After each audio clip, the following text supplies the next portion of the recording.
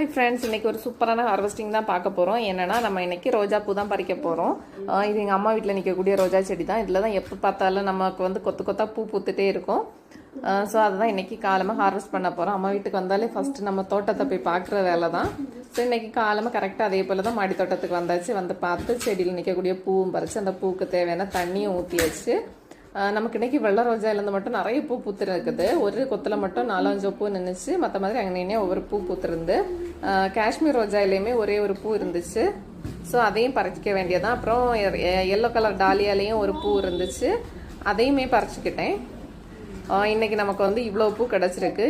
நம்ம வந்து ரோஜா செடிக்கு கொத்து கொத்தாக பூ பூக்கிறதுக்காக இவங்க வந்து என்ன பண்ணியிருக்காங்கன்னா, மாட்டு சாணம் உரம் இருக்குல்ல, அது மட்டும்தான் போட்டிருக்காங்க. மற்ற மாதிரி தண்ணியும் ஊற்றிட்டு இருக்காங்க. ஸோ அதனால தான் இவ்வளோ பூ பூத்துருக்கு.